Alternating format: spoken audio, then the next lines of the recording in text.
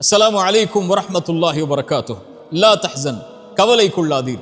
எதை குறித்து சகோதரரே? கடந்த காலத்தில் நடந்த நிகழ்வுகளை குறித்து. கடந்த காலத்தில் நடந்த பல நிகழ்வுகள் தான் இன்று நிகழ்காலத்தில் பலரை கவலையோடு எதிர்காலத்தை நோக்கி நகர விடாமல் தடுத்து கொண்டிருக்கிறது. கடந்த காலத்தில் நம்முடைய வாழ்க்கையில் எதுவும் நடந்திருக்கலாம். எத்தனையோ பாவங்களை நாம் செய்திருக்கலாம். எத்தனையோ உறவுகள் மரணத்தால் பிரிந்திருக்கலாம். எத்தனையோ உறவுகள் நாம் விரும்பி கைகூடாமல் இருக்கலாம். நோயால், செல்வ இழப்புகளால் நாம் சோதிக்கப்பட்டிருக்கலாம். இன்னும் எத்தனையோ சோதனைகள் இருளால் நம்முடைய கடந்த காலம் முழுக்க சோதிக்கப்பட்டிருக்கலாம்.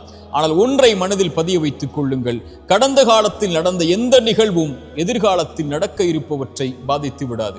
மீண்டும் சொல்கிறேன், இறைவன் எதிர்காலத்தில் வைத்திருக்கின்ற பொக்கிஷங்களை பெறுவதற்கு கடந்த காலத்தில் நடந்த எதுவும் தடையாக அமைந்து விடாது.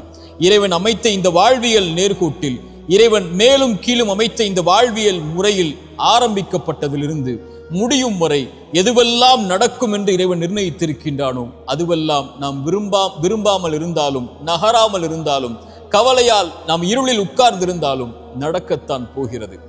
தோல்வியை வாழ்வியல் சந்தித்து விட்டோமா?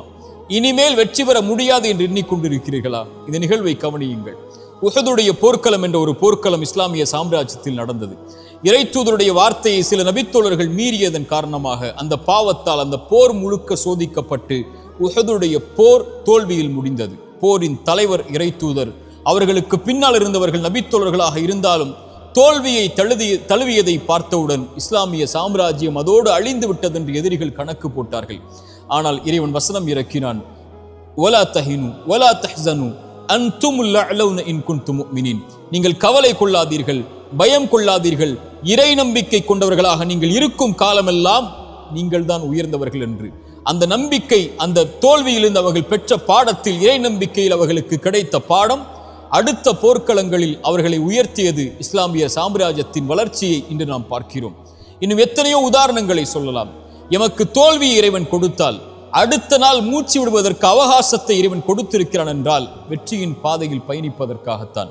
வாழ்வில் குழந்தை இல்லை என்ற சோதனையில் நீங்கள் அகப்பட்டிருக்கிறீர்களா? இனிமேல் குழந்தை பிறக்க முடியாதா?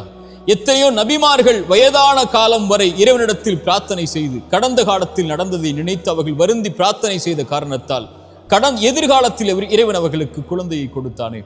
எத்தனையோ குற்ற உணர்ச்சிகளால் பாதிக்கப்பட்டு அந்த குற்றத்தை செய்த குற்றத்தின் காரணமாக உணர்ச்சியால் அந்த வருத்தத்தில் உங்களுடைய வாழ்வை நீங்கள் சோதனையில் உள்ளாக்கி இருக்கிறீர்களா?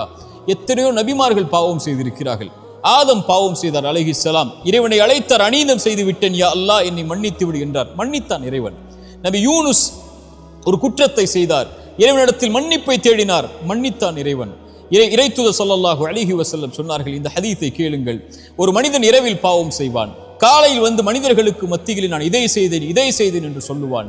இறைவனிடத்தில் எல்லோரும் மன்னிக்கப்படுவார்கள் இவனை தவிர. ஏனென்றால் இறைவன் மறைத்ததை இவன் வெளிப்படுத்தினான். இறைவன் மறைத்து இவனை இந்த பாவத்திலிருந்து நீக்க வேண்டும் என்று நினைத்தான். ஆனால் இவனோ வெளிப்படுத்தி அதை தொடர்கிறான் என்று இறைத்தூதர் ஸல்லல்லாஹு அலைஹி வஸல்லம் சொன்னார்கள். இறைமறை என்ன சொல்லுகிறது?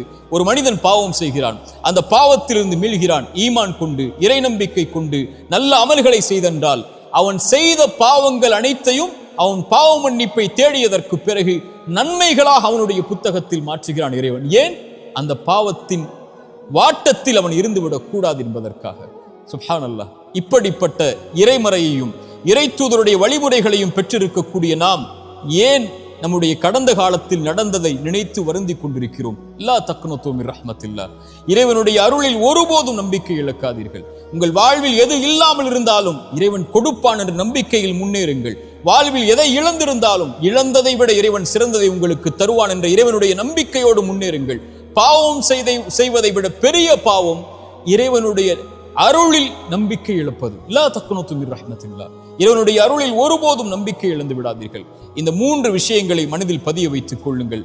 முதலாவது, நடக்க இருக்கின்ற எல்லாம் இறைவனுடைய புறத்திலிருந்து தான் நடக்கிறது என்ற அடிப்படையை இறைவன் கூறுகிறான். ஒரு மனிதன் சோதிக்கப்பட்டால் அவன் சொல்லுவான், அவன் இறை நம்பிக்கை உள்ளவன், அவன் சொல்லுவான் பொறுமையோடு, இன்னா லில்லாஹி வ இன்னா இலைஹி ராஜிஊன். இன்னா லில்லாஹ், எல்லாம் அல்லாஹ்வின் புறத்திலிருந்து தான் வருகிறது, அவனை நோக்கி தான் நான் செல்ல இருக்கிறேன் என்று சொல்லுவான். இறைத்தூதர் சொன்னார்கள், இந்த வார்த்தையை சோதனையில் பொறுமையோடு சொல்பவனுக்கு அவன் இழந்ததை விட இறைவன் சிறந்ததை கொடுப்பான்.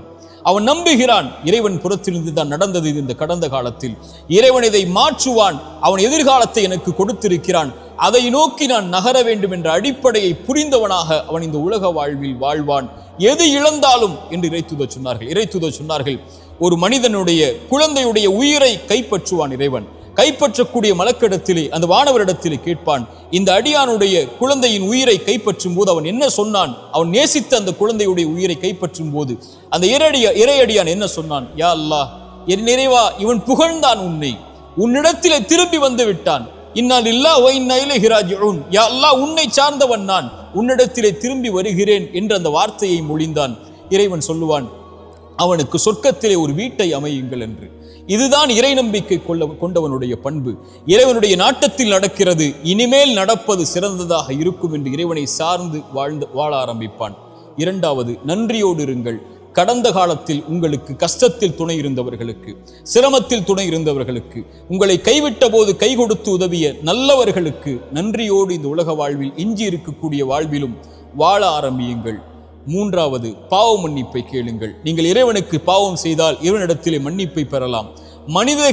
மனிதர்களுக்கு நீங்கள் பாவம் செய்திருந்தால் அவர்களை அணுகி பாவ மன்னிப்பை கேட்டு அந்த பாவத்திலிருந்து விடுபடுங்கள். அவர்கள் மன்னிக்கிறார்கள், அவர்கள் மன்னிக்கவில்லை, உங்களை வெறுத்து வாழ்கிறார்கள், அதற்கு பிறகு உங்களோடு அவர்கள் உறவை துண்டித்து விட்டார்கள், அதுவெல்லாம் உங்களுடைய கணக்கில் அல்ல, இறைவனிடத்தில் ஒப்படைத்து விடுங்கள்.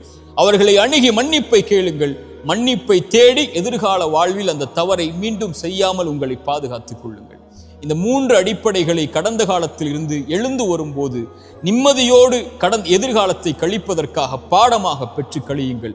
கடந்த காலத்தில் தவறுகள் செய்திருந்தால், கடந்த காலத்தில் உங்களுடைய கரத்தாலே நீங்கள் அநீதம் செய்திருந்தால், கடந்த காலத்தில் உங்களுடைய கரத்தாலேயே நீங்கள் பாவம் செய்திருந்தால், குற்றம் செய்திருந்தால், எதிர்காலத்தில் இறைவனிடத்தில் மன்னிப்பை தேடி நிகழ்காலத்தில் நீங்கள் வாழ்ந்து கொண்டிருந்தால், எதிர்காலத்தில் ஒருபோதும் அந்த தவறை மீண்டும் செய்து விடாதீர்கள். இதுதான் குறிப்பாக நாம் புரிந்து கொள்ள வேண்டிய அறிவுரை.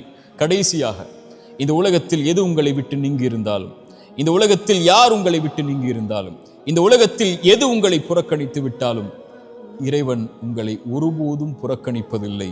அவன் உங்களோடுதான் உங்களுடைய கடைசி மூச்சு இருக்கும் வரையும் இந்த உலகத்தில் இருப்பான் என்ற அடிப்படையை மனதில் பதிய வைத்துக் கொள்ளுங்கள். கவலைகள் நீங்கும். அகூலு கௌலி ஹாதா அஸ்தகுஃபிருல்லாஹ் லி வ லக்கும். அஸ்ஸலாமு அலைக்கும் வரஹ்மத்துல்லாஹி.